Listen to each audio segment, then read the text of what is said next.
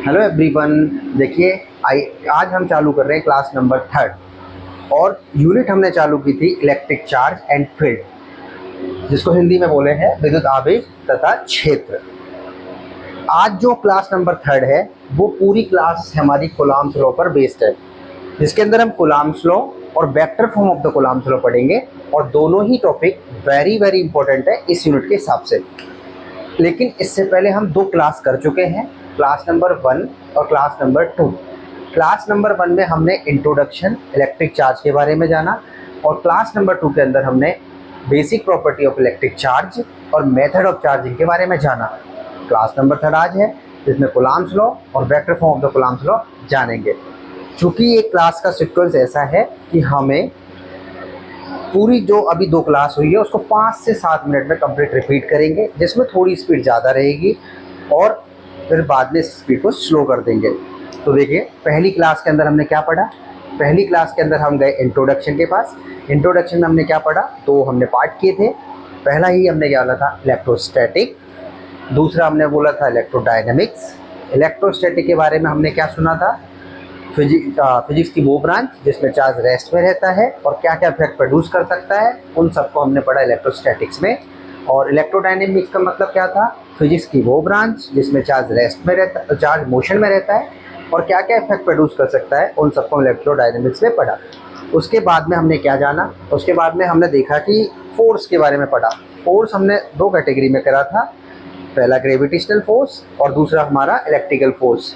Gravitational force लगता है मास के कारण और इलेक्ट्रिकल फोर्स लगता है चार्ज के कारण।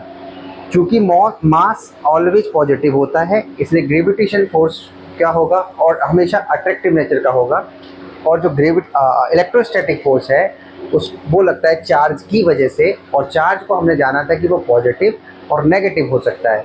इसलिए इलेक्ट्रिकल जो फोर्स है, इलेक्ट्रोस्टैटिक जो फोर्स है, वो अट्रैक्शन और रिपल्सन 2 टाइप से लग सकता है। इसके बाद हम आ गए थे, पूरी कहानी हमारी चालू हुई थी चार्ज पर। और चार्ज में हमने क्या पढ़ा था, चार्ज के बारे में हमने पढ़ा था कि ये किसी भी मटेरियल की वो कैरेक्टरिस्टिक है जो किसी अदर पार्टिकल पे फोर्स लगाती है। ये चूक उसके अलावा हमने एक पढ़ा था, इलेक्ट्रिकल चार्ज किसी भी मटेरियल की वो प्रॉपर्टी है जो अपने चारों तरफ इलेक्ट्रिक इफेक्ट या मैग्नेटिक इफेक्ट को सेंस करती है। उसके बाद हम आ गए थे फैक्ट अबाउट चार्जेस पे, और उसमें हमने बहुत सारे फैक्ट्स अबाउट चार्जेस पढ़े थे। जैसे कि हमने पहला ही चार्ज पढ़ा, नो मटेरियल नो चार्ज। दूसरा पढ़ा, charge is a intrinsic property, और उस चार्ज और मास के बारे में भी हमने जाना। थर्ड हमने जाना like charge repel, unlike charge attract. Fourth हमने क्या जाना, हमने जाना कि जो चार्ज और मास के बारे में, कि अगर पॉजिटिव चार्ज किया जाता है किसी को तो वहाँ पर इलेक्ट्रॉन का लॉस होता है, और अगर नेगेटिव चार्ज किया जाता है तो वहाँ पर इलेक्ट्रॉन का गेन होता है। जब हमने देखा कि पॉजिटिव चार्ज जब किया गया बॉडी को तो वहाँ इलेक्ट्रॉन का लॉस हुआ था, तो वहाँ पर मास का डिक्रीज भी हुआ था। और जब नेगेटिव चार्ज किया गया था तो वहाँ इलेक्ट्रॉन का गेन हुआ था और वहाँ पर मास इंक्रीज हुआ था। फिर हमने और बहुत सारी चीज़ जानी। इसके अंदर हमने एलिमेंट्री चार्ज के बारे में भी सुना, जिसका मतलब होता है एक इलेक्ट्रॉन पर जो चार्ज है उसे एलिमेंट्री चार्ज बोला गया। और भी हमने बहुत सारे चार्ज के फैक्ट्स पढ़े, और उसके अंदर हमने ये भी देखा कि अगर चार्ज रेस्ट में है तो वो इलेक्ट्रिक इफेक्ट प्रोड्यूस करता है, चार्ज मोशन में है कांस्टेंट वेलोसिटी के साथ तो वो इलेक्ट्रिक इफेक्ट के साथ मैग्नेटिक इफेक्ट प्रोड्यूस करता है।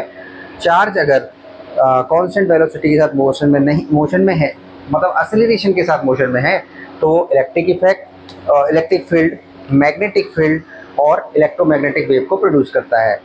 हमने आगे चल के ये देखा कि अगर किसी भी कंडक्टर को चार्ज दिया जाता है तो वो उसकी सरफेस पे यूनिफॉर्मली डिस्ट्रीब्यूट हो जाता है। हमने आगे ये भी पढ़ा कि अगर आपकी सरफेस यूनिफॉर्म है तो चार्ज का डिस्ट्रीब्यूशन भी यूनिफॉर्म होता है, और अगर सरफेस यूनिफॉर्म नहीं है तो सिग्मा इज इन्वर्सली प्रोपोर्शनल हमने पढ़ा था आर, जहाँ रेडियस कम वहाँ सरफेस चार्ज डेंसिटी ज़्यादा। इसके अंदर हमने और भी फैक्ट पढ़े और वो हमने क्लास नंबर 1 के अंदर कंप्लीट किए। फिर हम क्लास नंबर 2 में गए। क्लास नंबर 2 में हमने पढ़ा basic property of electric charge. Basic property of electric charge में हमने एडिटिविटी पढ़ी, आवेशों की योज्यता, जिसमें कहा गया था कि चूंकि चार्ज स्केलर क्वांटिटी है इसलिए जो टोटल सम होगा, टोटल वैल्यू होगी चार्ज की, वो सारे जितने भी इंडिविजुअल चार्ज है उनका क्या होगा, एल्जेब्रिक सम होगा। दूसरा हमने क्या पढ़ा, इसी बेसिक प्रॉपर्टी में हमने पढ़ा कंजर्वेशन ऑफ चार्ज, जिसमें हमने देखा कि charge can not be created nor be destroy, it can be transferred from one body to another body. और इसके बाद हमने एक प्रॉपर्टी और पढ़ी जिसका नाम था क्वांटाइजेशन ऑफ चार्जेस, जिसमें बोला गया था Q बराबर NE। ओके, ये सब हम कवर कर चुके हैं क्लास नंबर 2 में। अगर हम आगे बढ़े तो उसके अंदर हमने फिर देखा कि मेथड ऑफ चार्जिंग क्या चीज़ है। मेथड ऑफ चार्जिंग के अंदर हमने पहला मेथड पढ़ा चार्जिंग बाई फ्रिक्शन। पहला मेथड कौन सा? चार्जिंग बाई फ्रिक्शन, जिसमें दो बॉडी को आपस में रब किया गया था, जिससे एक बॉडी से इलेक्ट्रॉन निकलकर दूसरी बॉडी पर आ गए थे, जिससे एक पे पॉजिटिव और दूसरे पे नेगेटिव चार्ज आया था। दूसरी प्रॉपर्टी हमने कौन सी? दूसरा मेथड ऑफ चार्जिंग पढ़ा हमने चार्जिंग बाई कंडक्शन, जिसमें अनचार्ज बॉडी को चार्ज बॉडी के कांटेक्ट में लाया गया था, जिससे कांटेक्ट में लाने पर अनचार्ज बॉडी चार्ज हो जाती है। थर्ड मेथड हमने पढ़ा चार्जिंग बाई इंडक्शन, जिसके अंदर हमने दो मेथड किए थे, एक तो ग्राउंडिंग वाला और एक विदाउट ग्राउंडिंग वाला, और उसको स्टेप बाय स्टेप हमने पूरी तरह से समझा था।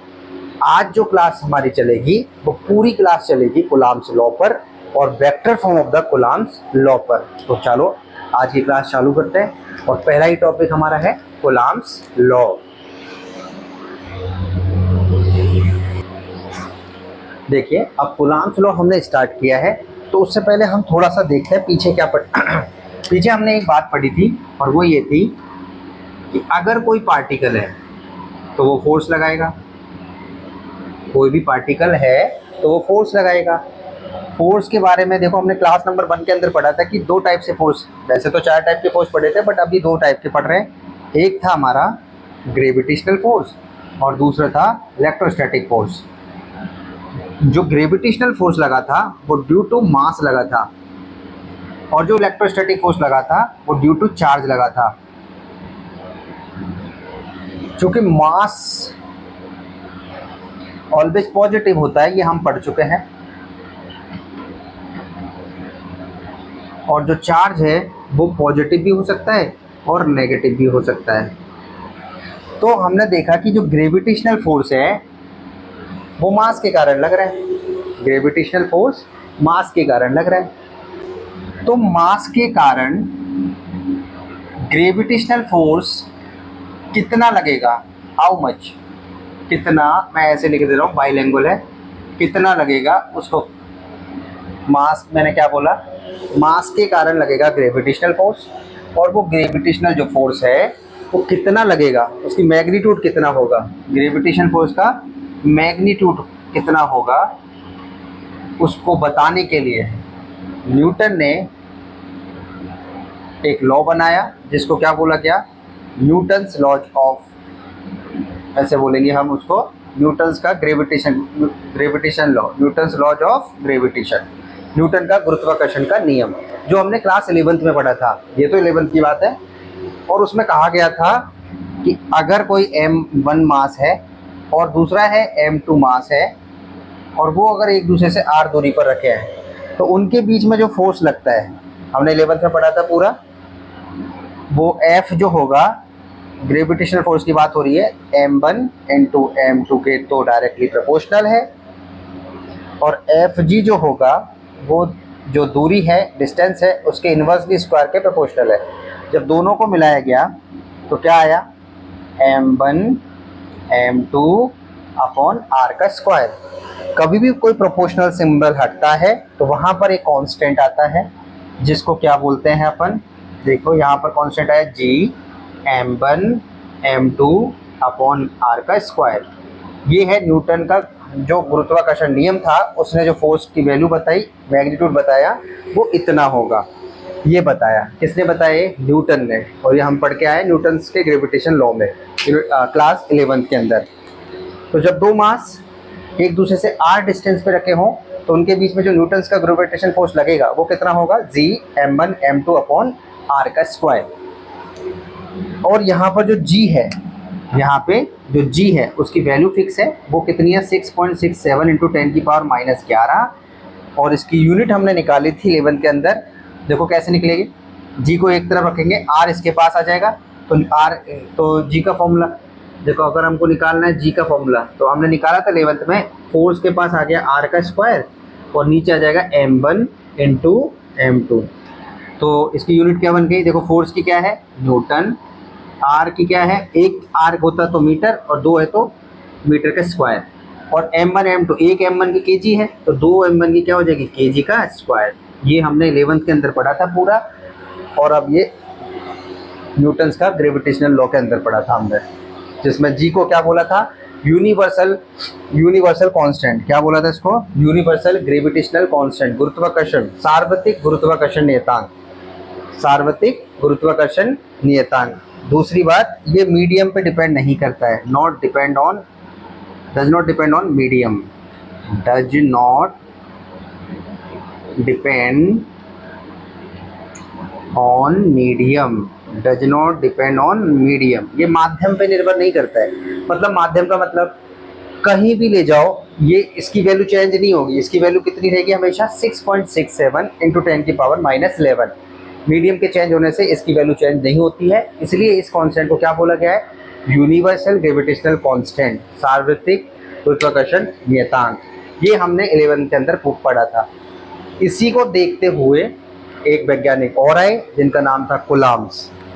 कौन आए, ये तो हम पढ़ लिए 11th के अंदर। अब आ रहे हैं हमारे पास कुलाम, और उन्होंने एक लॉ बनाया इसको देख के जिसको बोला गया कुलाम्स लॉ, और वही हमको पढ़ना है। अब ये तो 11th की कहानी थी पूरी, दोबारा सुनेंगे एक बार क्या क्या हुआ। कोई भी पार्टिकल है वो फोर्स लगाएगा, फोर्स दो तरह से हो सकता है, एक तो ग्रेविटेशनल फोर्स, एक इलेक्ट्रिकल फोर्स। ग्रेविटेशनल फोर्स लगता है मास के कारण और इलेक्ट्रिकल फोर्स लगता है चार्ज के कारण। मास हमेशा पॉजिटिव होता है, चार्ज जो है वो पॉजिटिव नेगेटिव दोनों हो सकता है, दोनों में हो सकता है। और जब न्यूटन ने मास के कारण जो फोर्स लगेगा उसकी मैग्नीट्यूड कितना होगा उसके लिए एक लॉ बनाया जिसको न्यूटन का ग्रेविटेशनल लॉ बोला। उसके हिसाब से क्या हुआ कि अगर दो मास एक दूसरे से r दूरी पे रखे हों तो उनके बीच में लगने वाला जो अट्रैक्शन का फोर्स है वो हमेशा कितना होगा g m1 m2 upon r का स्क्वायर। और ये हमेशा अट्रैक्शन टाइप का फोर्स होता है, कैसा अट्रैक्शन टाइप का, जबकि वो अट्रैक्टिव और अट्रैक्शन और रिपल्सन दोनों टाइप का हो सकता है, ठीक है। और g जो है यहाँ पर उसे बोला जाता है यूनिवर्सल ग्रेविटेशनल कांस्टेंट, सार्वत्रिक गुरुत्वाकर्षण नियतांक, जिसकी वैल्यू होती है 6.67 इंटू 10⁻⁻11, और यूनिट क्या बनी newton into metre square upon kilogram का स्क्वायर। और ये जो g है ये मीडियम पे डिपेंड नहीं करता है, चाहे इसको पानी में रखो चाहे हवा में रखो इसकी वैल्यू सेम रहने वाली है, तो इसीलिए इसको यूनिवर्सल भी बोला गया है। आगे हमने 11th में एक चीज़ और पढ़ी थी, इसकी डायमेंशन निकालना। इसकी जो बीमा है, जैसे जी की जो बीमा है वो कैसे निकालते हैं, तो हमें पता है यहाँ से देखो जी का फॉर्मूला निकाल लिया हमने कैसे, एफ इंटू आर का square upon m1 into m2, चूँकि ये 11th का टॉपिक है। बट एक बार कुलाम्स लॉ से पहले एक बार रिपीट कर लेते हैं ताकि कुलाम्स लॉ और अच्छे से हमको आ जाए समझ। चलो देखो, अब हमको आया है एफ, और एफ की बीमा निकालना हमको आनी चाहिए, वैसे तो याद हो जाती है प्रैक्टिस करते करते, और लेकिन निकालनी हो तो कैसे निकालेंगे। फोर्स बराबर होता है मास इंटू एक्सेलरेशन, मास को क्या लिखते हो किलोग्राम, एक्सेलरेशन को क्या लिखते हो मीटर बाई सेकंड का स्क्वायर। तो फोर्स की बीमा क्या आ गई, एम के जी को क्या लिखेंगे m1, मीटर को क्या लिखते हैं बीमा में L1, और T2 ऊपर जाएगा तो -2। तो अब याद रखेंगे हाथ से, वैसे तो याद ही हो जाती है। फोर्स की जो बीमा है वो कितनी है m1 L1 T-2, तो सीधा पुट कर देंगे। तो जी की बीमा लिख रहे हैं हम m1 L1 T-2, एक r मीटर में लिखा गया है तो दो r है तो क्या हो जाएगी L2, एक m1 की क्या होती है m1, और एक इंटू m, एक और लिख लो, अलग अलग लिख लेते हैं और इसको पूरे को सॉल्व कर लेंगे। तो m कितने हो गए, ये 1 है, m1 से 1 हटा तो कितना बचा प्लस का 1, और वहाँ ऊपर जाएगा तो कितना हो जाएगा माइनस का 1। l कितने हो गए, एक तो ये रहा और दो ये रहे, तो l हो गए 3, और t कितने हो गए, t कितने हो जाएंगे -2। तो इसकी जो बीमा है वो कितनी आ गई m-1 L3 T-2।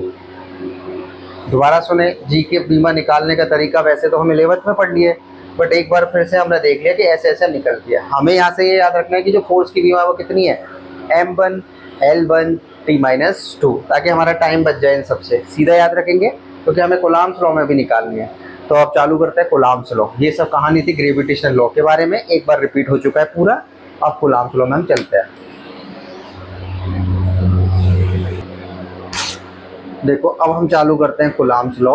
और कूलम्ब्स ने क्या बोला, अभी देखा हमने, उसने बोला कि दो चार्ज हैं Q1 और दूसरा है Q2, और एक दूसरे से कितनी दूरी पर रखे हैं, r दूरी पर। कितनी दूरी पर रखे हैं, r दूरी पर।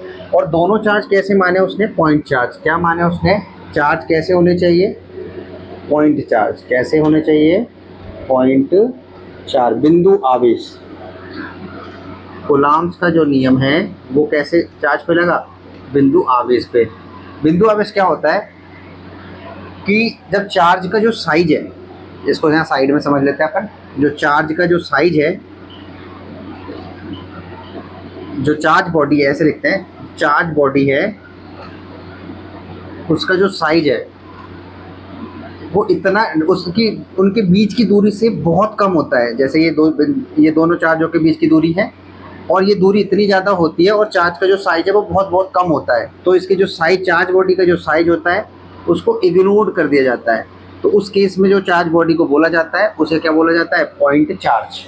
दोबारा सुनेंगे, पॉइंट चार्ज क्या चीज़ है, दो चार्ज जो एक दूसरे से r दूरी पे रखे हैं, तो उनका जो साइज है, चार्ज बॉडी का जो साइज है वो इतना कम होता है उनके बीच की डिस्टेंस से, कि उनकी जो साइज है उसको क्या कर दिया जाता है, इग्नोर। तो उस केस में उस चार्ज बॉडी को बोला जाता है पॉइंट चार्ज। पॉइंट चार्ज समझ आ गया होगा। तो कूलम्ब्स लॉ ने जो चार्ज बॉडी को कंसीडर किया वो कैसी किया, पॉइंट चार्ज। हम लास्ट क्लास में पढ़ेंगे limitation of the Coulomb's law, उसके अंदर ये पॉइंट डालेंगे कि जो Coulomb's law is valid for the point charge. Point charge क्या है पूरा समझ आ गया होगा। दो चार्ज बॉडी का जो साइज है उसको इग्नोर कर दिया जाता है जब उनके बीच की दूरी से वो बहुत बहुत कम होता है, या हम बोल सकते हैं उनके बीच की दूरी बहुत ज़्यादा होती है।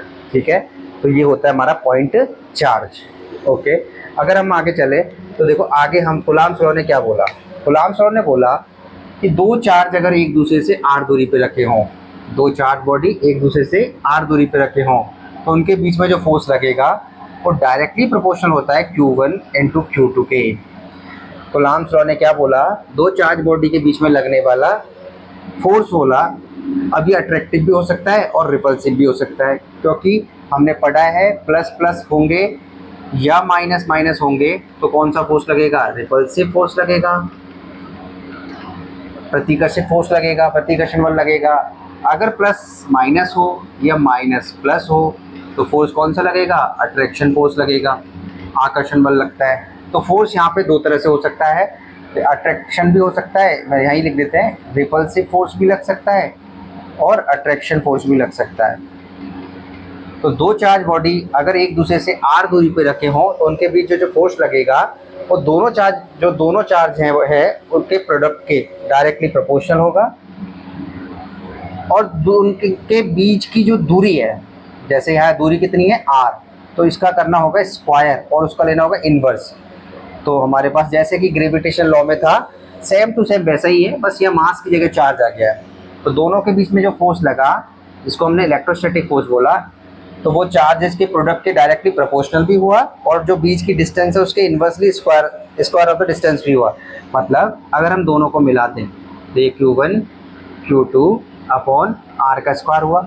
जैसे ग्रेविटेशन लॉ में क्या हुआ, हमको इसको हटाने के लिए, प्रोपोर्शनल साइन को हटाने के लिए कांस्टेंट की आवश्यकता है, तो हमने क्या किया, एक कांस्टेंट और लाया गया इक्वल करके, और वो था K Q1 Q2 upon r का स्क्वायर। ये आया हमारा कूलम्ब्स लॉ में, जो फोर्स होगा चार्ज के कारण उसका मैग्नीट्यूड है। ये हमने स्टार्टिंग में पढ़ा कि जो चार्ज फोर्स लगाएगा उसका मैग्नीट्यूड कितना होगा, उसको कूलम्ब्स लॉ ने बताया कितना होगा, K Q1 Q2 upon r का स्क्वायर। अब इसमें हम जानेंगे K क्या चीज़ है। K को बोलते हैं यहाँ पर, K कांस्टेंट है। K क्या है यहाँ पर, इलेक्ट्रोस्टैटिक कांस्टेंट बोलते हैं इसको,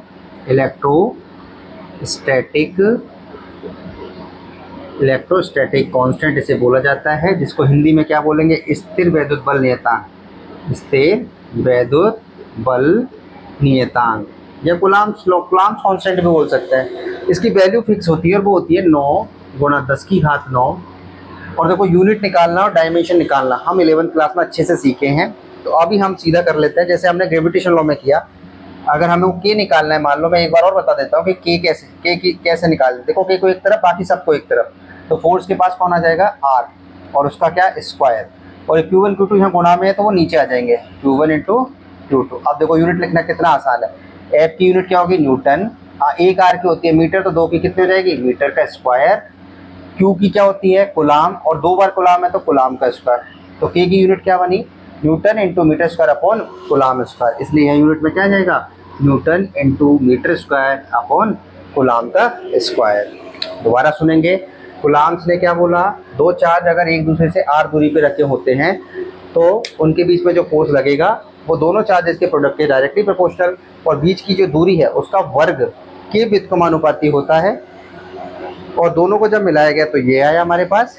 और कभी भी समानुपाती या प्रोपोर्शनल सिंबल को हटाते हैं हम तो हमारे पास एक कांस्टेंट आता है, उस कांस्टेंट को क्या बोला गया, इलेक्ट्रोस्टैटिक कांस्टेंट, और उसकी वैल्यू फिक्स है 9 into 10⁹ newton into metre square upon coulomb square. Unit कैसे लिखी, यूनिट हमने ऐसे लिखी, मैंने साइड में बताया, और ये काम हम 11th में अच्छे से सीखे हैं, इसलिए हम ज़्यादातर अब यूनिट सीधा लिख देंगे हमें फॉर्मूले के हिसाब से। अब हमारे पास कहानी आती है आगे की, देखिए आगे चलते हैं। अब देखो हमने कूलॉम्स लॉ में क्या पढ़ लिया, पूरा कूलॉम्स लॉ में हमने पूरा फोर्स पढ़ लिया। इलेक्ट्रोस्टैटिक जो आता है वो के Q1 Q2 अपॉन आर का स्क्वायर है। के बारे में भी हमने जान लिया कि इसको इलेक्ट्रोस्टैटिक कांस्टेंट बोलते हैं, इसकी वैल्यू भी फिक्स है 9 इंटू 10⁹, यूनिट भी हमने निकाली newton into metre square upon coulomb का स्क्वायर। चलो डायमेंशन निकालते हैं के की, तो के की पहले यूनिट चाहिए हमको, तो के लिए पहले एक बार वापस से लिख लेते हैं, 9 into 10⁹ newton into metre square upon coulomb का स्क्वायर। अब हमें निकालनी है के की डायमेंशन बीमा, तो न्यूटन की मैंने अभी बताई तुमको वहाँ पे सॉल्व करके, और अब सीधा लिख रहे हैं अपन m1 L1 T-2। मीटर की हमें पता है एक कर होता तो L1 होता, लेकिन दो है तो L2। बीमाओं को हमेशा बड़े ब्रैकेट में लिखा जाता है। कूलॉम की हम स्टार्टिंग की क्लास में समझ चुके थे, और वो क्या था, देखो हमने देखा था फॉर्मूला Q/T, तो Q बराबर हमारे पास फॉर्मूला आया था I इंटू टी, तो जो Q की बीमा आई थी वो आई थी A1 T1, ये हमारे पास Q की बीमा आई थी। तो हम सीधा रखेंगे, यहाँ Q कितना है, एक नहीं है दो है, तो A1 T1 ना होकर क्या आएगा A2 T2। अब इसको पूरे को सॉल्व कर लेंगे। मास है हमारे पास एक m1, L कितने हमारे पास तीन हो गए L3, और ये -2 है और ये +2 है, तो ऊपर जाएगा तो -4, और A +2 ऊपर जाएगा तो ये -2, और K की बीमा हमारे पास क्या आ गई, और ये बहुत इंपॉर्टेंट है, बोर्ड में पूछी जा सकती है, m1 L3 T-4 A-2 कैसे निकाला, अपन ने पूरा स्टेप बाय स्टेप कर लिया कंप्लीट। अब देखो K को हमने बोला इलेक्ट्रोस्टैटिक कांस्टेंट, क्या है K, इलेक्ट्रोस्टैटिक कांस्टेंट। तो जो K होता है वो डिपेंड करता है मीडियम पर, K डिपेंड्स ऑन मीडियम, माध्यम पर ये निर्भर करता है, किस पर डिपेंड करता है, माध्यम पे। जबकि हमने देखा कि जो G है वो does not depend on medium, does not depend, ये फैक्ट है हमको याद रखने पड़ेंगे, डिपेंड्स ऑन मीडियम। चलो ये तो खत्म हो गया हमारा, तो अब K चल रहा है। तो K के बारे में हमने मात्रक देख लिया, यूनिट्स देख ली, डायमेंशन देख ली, वैल्यू कितनी है वो सारी देख ली। अब हमने देखा कि किस पर डिपेंड कर रहा है, मीडियम पर। हम समझेंगे कैसे, उससे पहले K को एक चीज़ और लिखी जाती है, K को जो लिखा जाता है वो लिखा जाता है K बराबर 1/4πε0। कैसे लिखा जाता है, 1/4πε0। अब देखो यहाँ पर एक वर्ड आया है ε0, ये क्या चीज़ है इसको भी समझते हैं। इसको समझते हैं तो अपन देखो ε0 है हमारे पास, क्या है, पहले तो इसको बोलते क्या है, इसको बोलते हैं इलेक्ट्रिकल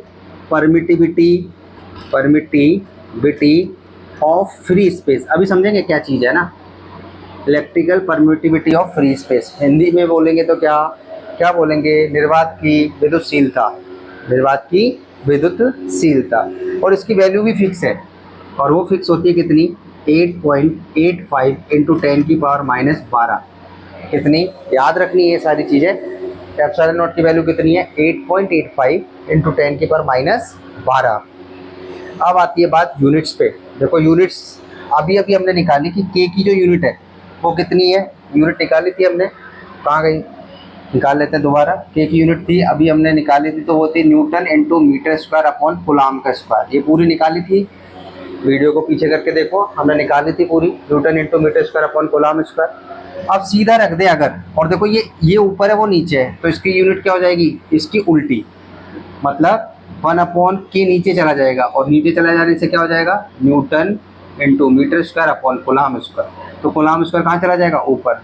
तो एप्सिलॉन नॉट की यूनिट क्या आ गई, C coulomb square into newton into metre square. तो इसलिए एप्सिलॉन नॉट की यूनिट क्या आ गई, C square into N into M का स्क्वायर। ये यूनिट याद रखनी है, पूछी जा सकती है। तो अभी हमने क्या देखा, के बारे में हमने पढ़ा कि के मीडियम पे डिपेंड करता है। वैल्यू हम जान लिए, यूनिट्स हमने जान ली, डायमेंशन हमने जान ली।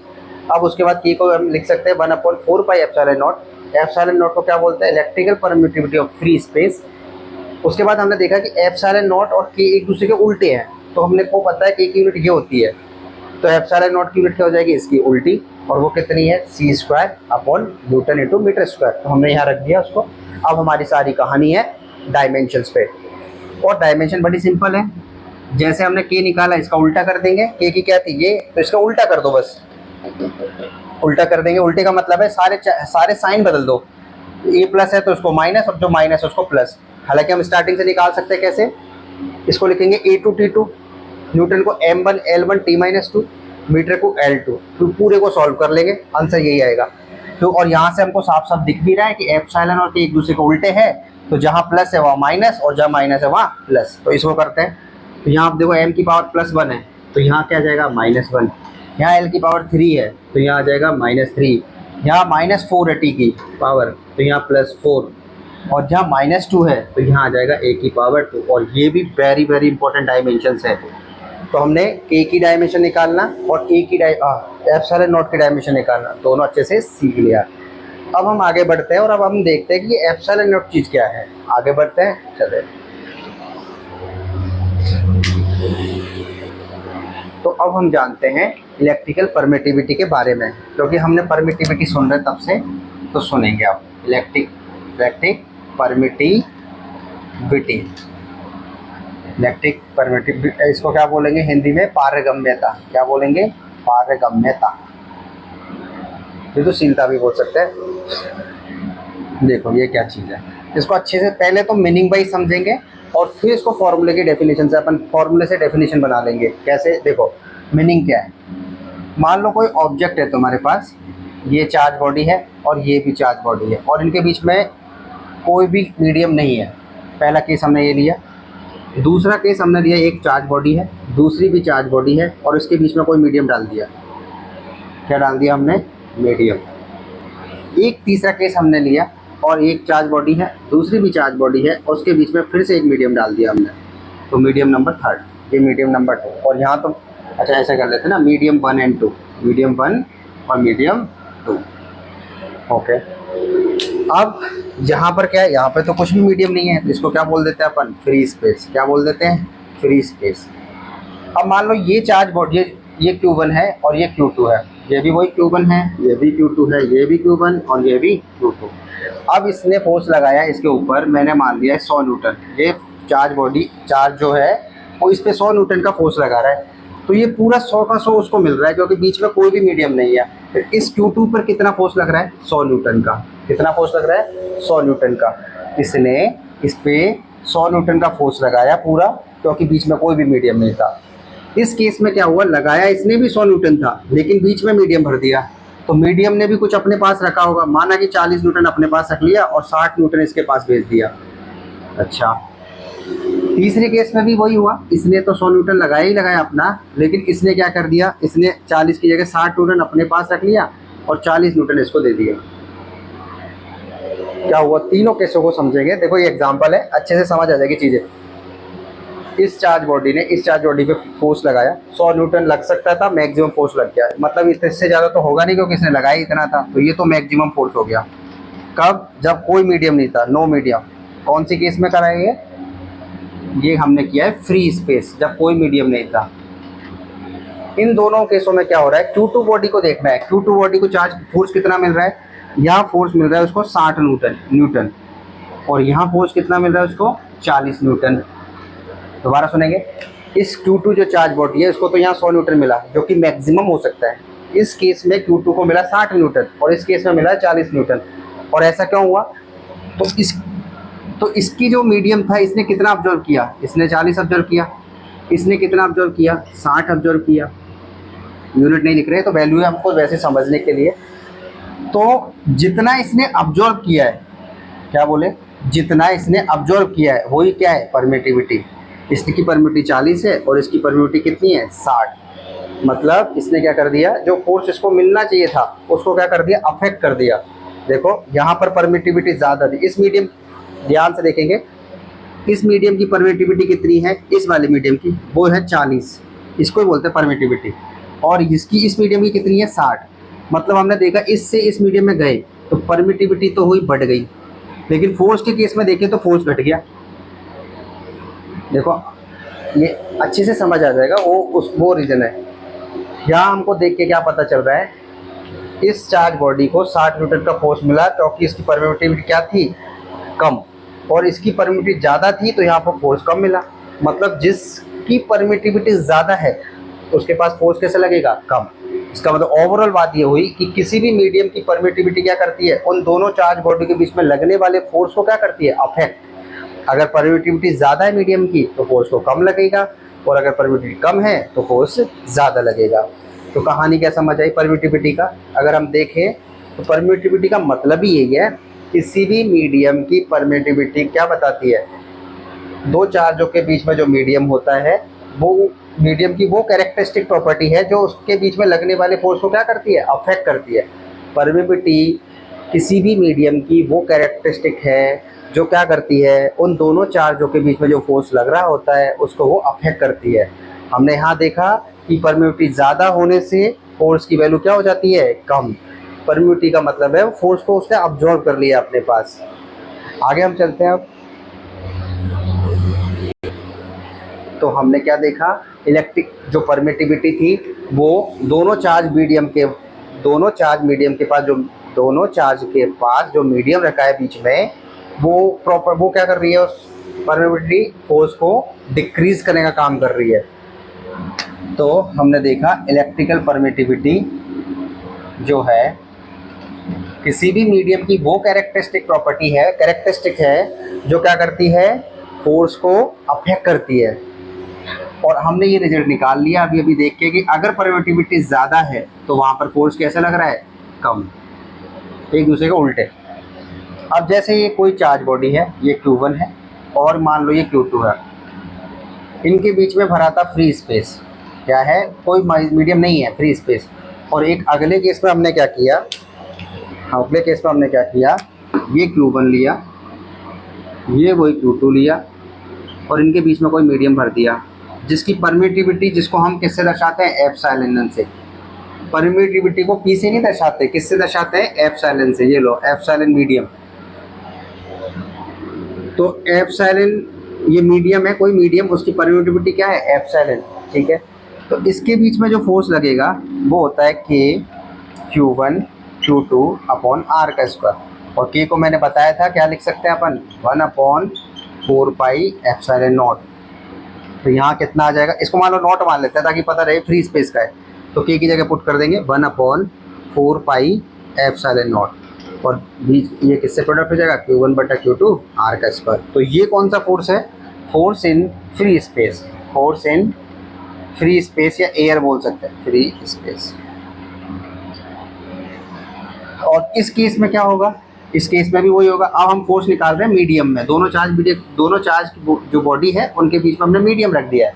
तो उस मीडियम में क्या फोर्स लगेगा वो निकालना है आपको। तो हम लिखेंगे वही K Q1 Q2 upon R का स्क्वायर।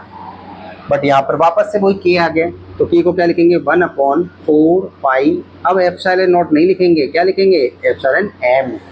एप्सिलॉन M का मतलब क्या है? Permittivity of medium. तो यहाँ पुट कर देंगे इसको, FM बराबर K की जगह पुट करें 1/4 पाई एप्सिलॉन M N2 में Q1 Q2 अपॉन R का स्क्वायर। तो ये फोर्स है इन फ्री स्पेस और ये फोर्स है हमारा मीडियम में। क्या है? Force in medium. दोनों चार्ज बॉडी के बीच में जब मीडियम रखा हो तो फोर्स की वैल्यू होगी ये, और अगर मीडियम ना हो, फ्री स्पेस रहे, तो उसके बीच की होगी वैल्यू ये। यहाँ पर जो हमारे पास दो वर्ड आए हैं, और दोनों वर्ड में क्या है, देखो यहाँ ये लिखा हुआ है एप्सिलॉन नॉट, तो अपन यहाँ लिख लेते हैं एप्सिलॉन नॉट का क्या मतलब है, तो इसको बोलेंगे electrical permittivity of free space. और जो दूसरा है हमारे पास एप्सिलॉन एम, तो इसको क्या बोलेंगे, इलेक्ट्रिकल परमिटिविटी ऑफ मीडियम। और एक और मान लो एक टर्म्स और आगे आएगी, तो इसको बोलेंगे रिलेटिव परमिटिविटी। हम आगे समझेंगे इसको क्या चीज़ है। तो अभी हमने क्या सीखा, हमने देखा कि फ्री स्पेस जब होता है तो उसके बीच में फोर्स की वैल्यू ये होती है, और जब दोनों चार्ज बॉडी के बीच में मीडियम भर दे तो उसके बीच में फोर्स की वैल्यू ये होती है। एप्सिलॉन नॉट को क्या बोलते हैं, permittivity of free space, Hindi में क्या बोलेंगे, निर्वात की विद्युतशीलता। और एम को क्या बोलेंगे, इलेक्ट्रिकल परमिटिविटी ऑफ मीडियम, माध्यम की विद्युतशीलता। और इसको क्या बोलेंगे, ई आर को रिलेटिव परमिटिविटी, आपेक्षिक विद्युतशीलता। ये तीन टर्म्स के फुल नेम हमने समझा अच्छे से, और उनकी फोर्स की वैल्यू क्या होगी उस केस में हमने वो समझा। तो अब हम समझते हैं, देखो इलेक्ट्रिकल परमिटिविटी हमने पूरा समझा, दोबारा समझ लेंगे एक बार। इलेक्ट्रिक परमिटिविटी किसी भी मीडियम की वो कैरेक्टरिस्टिक है जो क्या करती है, उन दोनों चार्ज बॉडी के बीच में लगने वाले जो फोर्स है उसको वो अफेक्ट करती है। हमने देखा था एग्जांपल के थ्रू कैसे वो फोर्स को डिक्रीज कर रही थी। हमने ये भी देखा था कि अगर मीडियम के बीच में, वो चार्जेस के बीच में ऐसा कोई मीडियम है जिसकी परमिटिविटी ज़्यादा है, तो वहाँ पर उनके बीच में फोर्स क्या हो जाएगा, कम लगेगा। ओके, अब हम देखें यहाँ पर दो वर्ड आ रहे हैं हमारे पास, और पहला वर्ड है हमारे पास एयर, और दूसरा वर्ड है वैक्यूम। क्या है हमारे पास, एयर और वैक्यूम।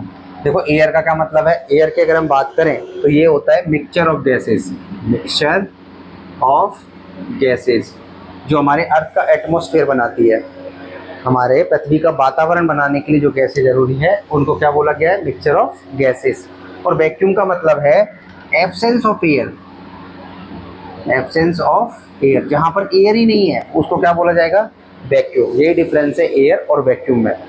एयर के अंदर बहुत सारी गैसें होती हैं जिसके कारण हमारे अर्थ का एटमॉस्फेयर बनता है। वैक्यूम के अंदर एयर ही नहीं होती, एब्सेंस ऑफ एयर को हम क्या बोलते हैं, वैक्यूम। और एक फैक्टर हम देख लेते हैं, छोटी छोटी बातें हमारे पास काम आएगी। अर्थ की सरफेस है मान लो, और इससे ये एच हाइट जा रहे हो, तो अर्थ की सरफेस से अगर मैं हाइट ऊपर जाता जाऊँगा, मैंने क्या पॉइंट बोला, अगर अर्थ की सरफेस से एच हाइट जाया जाता है, चला जाता है, हाइट बढ़ने के साथ क्या होता है, वहाँ पर डेंसिटी ऑफ जो एयर है वो क्या होती जाती है, कम होती जाती है। और एटमॉस्फेरिक प्रेशर जो है, वायुमंडलीय जो दाब है, वो भी कम होता जाता है। ये हमको आना चाहिए, 11 में हमने पढ़ा है ये, दोबारा सुनेंगे। अर्थ की सरफेस से एच हाइट अगर ऊपर जाया जाए तो धीरे धीरे क्या होगा, डेंसिटी ऑफ एयर कम होती जाएगी और एटमॉस्फेरिक प्रेशर भी कम होता जाएगा। और एक ऐसा स्थान आएगा जहाँ पर डेंसिटी ऑफ एयर अप्रॉक्स में जीरो हो जाएगी, अप्रॉक्स में जीरो हो जाएगी, उस जगह को क्या बोला गया है, वैक्यूम या फ्री स्पेस। तो अब हमको शायद डाउट ना रहे वैक्यूम में, वैक्यूम क्या चीज़ है, क्योंकि हमारे पास वैक्यूम आएगा बार बार। निर्वात, निर्वात हिंदी में इसको निर्वात बोलते हैं। तो जहाँ पर डेंसिटी ऑफ एयर कितनी हो जाए, जीरो, या हम बोले वहाँ पर ये सारी कहानी हो जाए, एब्सेंस ऑफ एयर को भी क्या बोल सकते हैं, वैक्यूम। ओके, अब हम देखें तो एक चीज़ और देखें, जो स्पेस होता है हमारे पास, स्पेस में क्या होता है बताओ, स्पेस में कोई एटमॉस्फेयर नहीं होता, नो एटमॉस्फेयर, वातावरण नो एटमॉस्फेयर। और अगर एटमॉस्फेयर नहीं है तो क्या होगा बताओ, एटमॉस्फेयर ही नहीं है तो डेंसिटी ऑफ एयर वगैरह सब जीरो हो गई। तो इसका मतलब इन स्पेस नो एटमॉस्फेयर, तो इसलिए स्पेस इज अ वैक्यूम। तो वैक्यूम की तरह काम कौन करता है, स्पेस। ये अपन को थोड़ी सी एक्स्ट्रा है जो चीज़ें जाननी है। पहली बात तो एयर के अंदर काफ़ी सारी गैसों का मिक्सचर होता है जो हमारे अर्थ के एटमॉस्फेयर को बनाता है। वैक्यूम के अंदर एब्सेंस ऑफ एयर होती है, एयर ही नहीं होती। अगर अर्थ की सरफेस हम एच हाइट ऊपर जाते जाएंगे तो डेंसिटी ऑफ एयर और एटमॉस्फेयर प्रेशर दोनों घटते जाएंगे। एक जगह जाकर एटमॉस्फेयर जो डेंसिटी ऑफ एयर है वो घटकर शून्य हो जाएगा, जीरो हो, और उस जगह को हम वैक्यूम में फ्री स्पेस करेंगे। ऐसी कहानी स्पेस में होती है जहाँ पर एटमॉस्फेयर नहीं होता, इसलिए स्पेस इज अ वैक्यूम। यहाँ तक मेरे को लग रहा है समझ आ गया होगा। ये एक्स्ट्रा चीज़ है जो हमको जानना जरूरी है। तो अगर हम देखें आगे, तो तो आगे हम क्या देख रहे हैं, जैसे कि दो चार्ज हैं, ये है मान लो Q1 और दूसरा है Q2, और इनके बीच में कोई मीडियम नहीं है, फ्री स्पेस है। अब शायद कन्फ्यूजन नहीं होगा फ्री स्पेस, वैक्यूम, एयर, ये सब के बारे में। अब हमने एक छोटी सी बात जान ली वहाँ पर। अब हमें ये तो पता है कि इलेक्ट्रिकल परमिटिविटी, देखो हिंदी में इसको निर्वात की विद्युतशीलता बोलते हैं, बार बार ये आता रहेगा, लेकिन अपन बाइलिंगुअल चल रहा है तो ये चलने दो। Electrical permittivity of free space, of free space, जिसको हम एप्सिलॉन नॉट से दर्शाए थे अभी थोड़ी देर पहले, और उसकी वैल्यू होती है 8.85 इंटू 10⁻⁻12, और यूनिट होती है coulomb square upon newton into metre square. ये हमारी परमिटिविटी होती है फ्री स्पेस की, याद भी रखनी है हमको ये चीज़ तो। और ये सबसे कम होती है, electrical permittivity of free space जो होती है वो सबसे कम है, ये मिनिमम है। देखो यार 10 की पावर कितनी आ रही है, -12, तो इसलिए ये सबसे कम होती है। तो कोई पूछे इलेक्ट्रिकल परमिटिविटी सबसे कम किसकी है, वो है फ्री स्पेस की, और वो कितनी है फ्री स्पेस की, मिनिमम। और अभी अभी हम पढ़कर आए थे जिसकी परमिटिविटी और फोर्स दोनों एक दूसरे के क्या होते हैं, उल्टे। तो जिसकी जैसे फोर्स और इन्वर्सली कर देते हैं, तो ये दो, तो जिसकी परमिटिविटी सबसे कम होगी उसका जो फोर्स होगा वो सबसे ज़्यादा होगा। तो यहाँ से देख के हमें पता चल रहा है ये जो फोर्स होगा, फोर्स जो होगा is maximum in free space, force जो होगा वो मैक्स होगा, फ्री स्पेस के जो केस में होगा फोर्स की वैल्यू क्या होगी, मैक्सिमम। तो इससे पॉइंट क्लियर भी हुआ कि अगर मीडियम आ जाएगा दोनों चार्जों के बीच में तो फोर्स की वैल्यू क्या होती जाएगी, डिक्रीज। लेकिन फ्री स्पेस के केस में अगर वहाँ कोई मीडियम नहीं है तो फोर्स मैक्सिमम होता है। कितना होता है, मैक्सिमम होता है। क्यों होता है, क्योंकि फ्री स्पेस की जो इलेक्ट्रिकल परमिटिविटी वो सबसे कम होती है, और ये एक दूसरे के क्या है, उल्टे। तो जहाँ परमिटिविटी कम वहाँ फोर्स की वैल्यू ज़्यादा। तो पॉइंट क्लियर है कि जो इलेक्ट्रिकल फोर्स होगा वो फ्री स्पेस के लिए सबसे ज़्यादा होगा, मैक्सिमम होगा।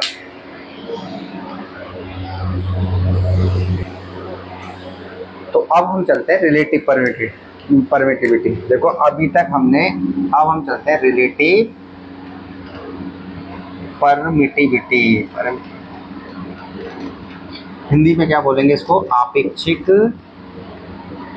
विद्युतशीलता। क्या बोलेंगे, आपेक्षिक विद्युतशीलता। देखो इसका क्या फॉर्मूला है, रिलेटिव से समझ ही आ रहा है, किसी के रेस्पेक्ट में बात करिए। चलो तो अपन समझते हैं इसको। पहली बात तो इसको किससे डिनोट किससे करेंगे अपन, एप्सिलॉन आर से। तो देखो एप्सिलॉन आर बराबर क्या होता है, FM बटा FO। इसको अगर हम ध्यान से देखेंगे तो क्या बन जाएगा, एक गलती हो गई, उल्टा कर दिया मैंने, FO बटा F।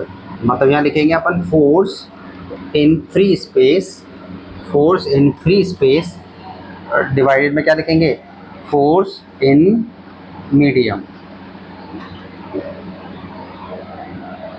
तो एक डेफिनेशन जो बोर्ड में लिख सकते हैं अपन, वो क्या बन गई, it is the ratio of the force in free space to the force in a medium. दोबारा सुनेंगे, जो रिलेटिव परमिटिविटी की डेफिनेशन देनी हो अगर, तो क्या बन गई, it is the ratio of force in free space to the force in the medium. Hindi में कैसे बोलेंगे, निर्वात की विद्युतशीलता और माध्यम की विद्युतशीलता का अनुपात क्या कहलाता है, आपेक्षिक विद्युतशीलता।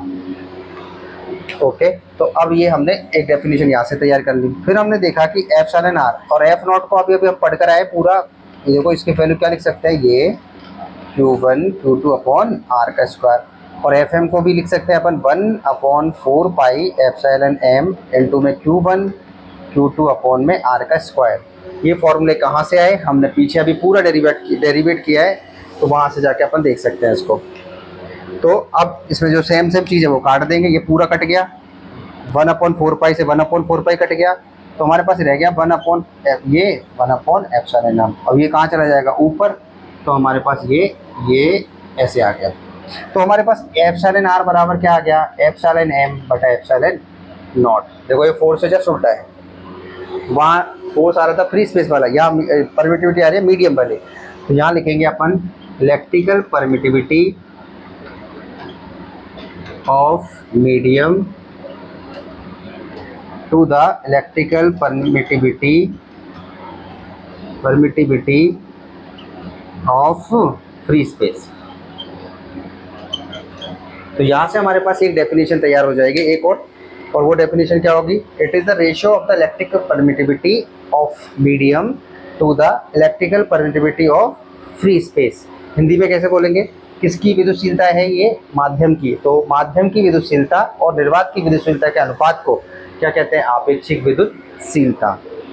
तो हमने यहाँ से रिलेटिव परमिटिविटी के बारे में भी जाना। उसके दो फोर्स हो सकते हैं, ये एक तो फोर्स की टर्म्स में है और ये परमिटिविटी के टर्म्स में है। ओके, अब हमें ये तो बहुत अच्छे से पता है। अगर मान लो, देखो यहाँ पे एक चीज़ और है, यहाँ नीचे क्या लिखा हुआ है? मीडियम। तो ये जो लिखा गया है ना, ये किसकी लिखी गई है? परमिटिविटी मीडियम की।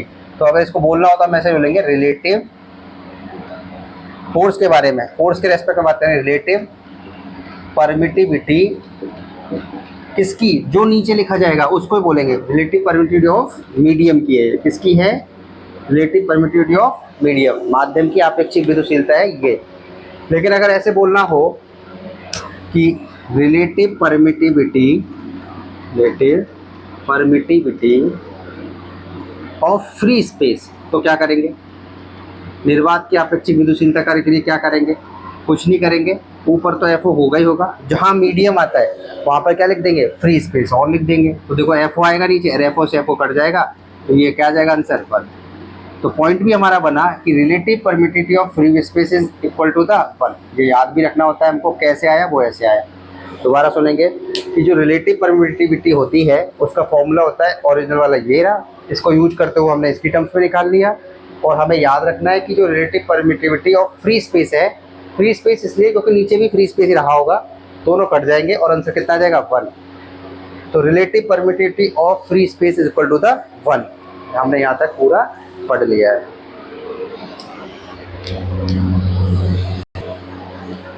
तो अब हमने पूरा रिलेटिव परमिटिविटी का टॉपिक क्या कर लिया है? कंप्लीट। लेकिन फिर भी हम देखें, 2 पॉइंट देखते हैं। Relative permittivity of free space, अगर हमें फैक्ट के बारे में पूछा जाए तो इसका आंसर कितना होगा? 1। कितना होगा? अभी हमने निकाला। कैसे निकाला? फ्री स्पेस की जो परमिटिविटी होती है वो कितनी होती है भाई? निर्वात की जो आपेक्षिक विद्युतशीलता है वो कितनी है? 1। ओके, पहला पॉइंट तो ये रहा। दूसरा, हमने अभी एक चीज़ और देखी थी, और वो एक चीज़ ये देखी थी कि जो फ्री स्पेस जो होता है, फ्री स्पेस जो होता है उसकी परमिटिविटी मिनिमम होती है। मैंने क्या बोला? फ्री स्पेस की जो परमिटिविटी है वो मिनिमम होती है। देखो ये जो है ना, ये 8.85 इंटू 10⁻⁻12 c² बटा न्यूटन इंटू मीटर स्क्वायर, ये परमिटिविटी है। और हम पढ़ रहे हैं रिलेटिव परमिटिविटी, मतलब εr की बात कर रहे हैं हम फॉर द फ्री स्पेस। ऐसे हमें सोचना है कि ये अलग है, ये दोनों अलग अलग है। ये रिलेटिव परमिटिविटी है और वो परमिटिविटी ऑफ फ्री स्पेस है, तो उसकी वैल्यू तो ये है और रिलेटिव की वैल्यू ये है।